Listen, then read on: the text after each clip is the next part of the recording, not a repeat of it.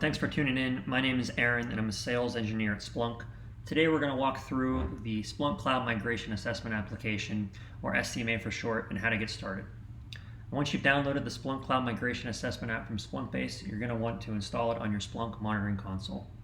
The reason we require it to be installed on the monitoring console is to ensure that it has a complete view of all the instances inside of your environment and can provide accurate results. Once it's installed, it does not require any restart.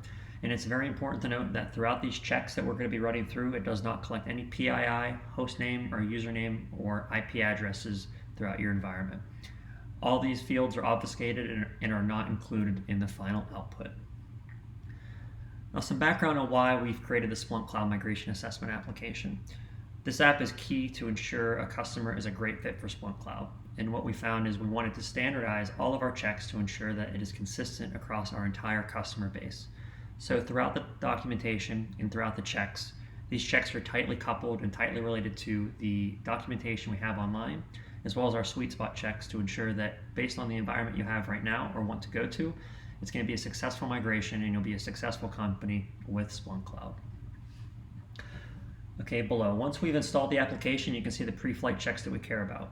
You see the data sources and indexes that we want to run checks against, and it's very important to make sure that you do have access to these checks, because without access to these data sources, the results may be incomplete or inaccurate. So please ensure that the number of instances match to what's in your environment, and if there's any issue getting access to these data sources, please feel free to reach out to your Splunk account team to make sure we can get started. Once we pass all the pre-flight checks, you can see it's ordered, and we can determine the steps in which we need to take to get started with the assessment. So really quickly, we can enter in a customer field here. This just helps differentiate your customer name. By default, it pulls in either the domain registered with the Splunk instance or the host name if it defaults to that, but it's easy to override if you just want to put in a field like happy customer, and it'll change that variable throughout the checks. On number 2, we're going to go ahead and enter in the current licenses that you currently own. So in this case, we have a 5 terabyte ES license, or core license, and a 4 terabyte ES license. And below, we're going to select the regions as well as the Splunk Cloud environment that we want to run in. So in our case, we're going to run in the Splunk core environment. We're going to want to enable encryption at rest because that's one of our requirements. And we're going to run in AWS. Below, we can see all the different services offered inside of the AWS regions and all the different AWS zones that we can host Splunk Cloud in. Now below, you'll notice an optional download. This isn't required to do, but oftentimes a customer just wants to get a rough order of magnitude on size and cost for Splunk Cloud. This is an easy way to just export based on what you've entered in above to determine your customer name, if you're a candidate for Splunk workload pricing, as well as your volumes. If you download this, provide it to your account team, it can be a great way to get started to determine a rough order of cost for Splunk Cloud. It is recommended though to do the complete migration checks. So in this case, we'll jump to number 4 and begin our checks. In this case, you'll notice a pop-up. It just tells us to filter out the checks that we care about. So in this case, we'll go to category, select Splunk Cloud Migration Assessment, and you can see in this case it filtered that out. Up top, we're going to want to hit start, and you'll notice that we're going to start running all these different checks in the environment.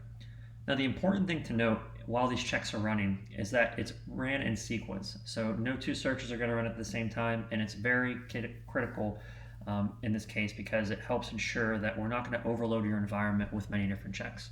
So in this case, it might take a few minutes to run. In our case, it's a small environment, so it'll complete relatively quickly. You can see we're almost complete here. Now once it's done, it's going to have a pop-up message, say it's all done. There it is, completed. All checks are done. And before we click on to the next phase, you can easily scroll down and see all the checks that were ran. So in this case, no errors, just a few warnings and things we want to be cognizant of and maybe review with our account team, but nothing is a showstop for Splunk Cloud. So in this case, if we wanted to highlight and find more information, in this case, we can go ahead and click this button and expand this check. And right away we see the check name, a description, the message, as well as a suggested action, as well as some documentation to our doc site. So in this case, the check that we're looking for was just determining the retention period in your environment. So by default in Splunk Cloud, we have 90 days ingestion, but in our lab environment, we realize that we have about 1458 days of retention, so this might be something that we might want to review with the account team. Up top, let's go to the final dashboard. So we'll go ahead and click and drill in. Now on the final dashboard, you'll see a final readout. a readout of what we selected. So we can see we wanted to run AWS. We have a 5 terabyte license, 4 terabyte ES.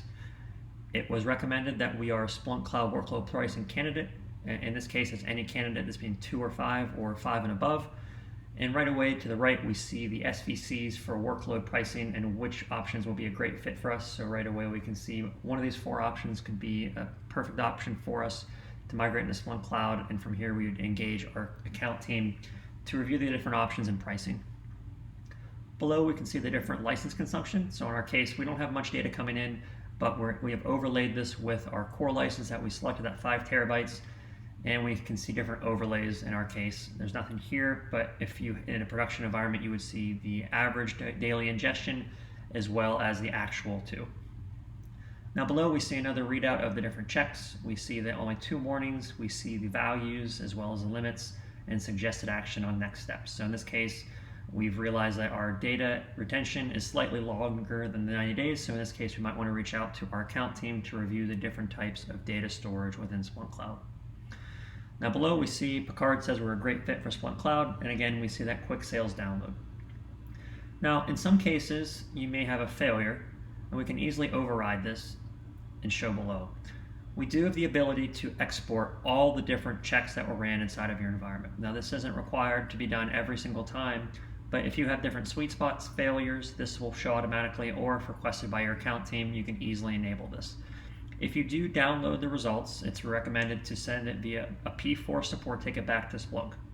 Now, if we go ahead, we can go ahead and click and export. We can go ahead and let this run, and it's going to package up those checks, and we can see this happy customer download. And if we expand this happy customer, we see all the checks that were ran, and this is all in JSON. So in our case, if we wanted to expand this and show the results, we see that everything is in a JSON format that makes it very easy to import into Splunk.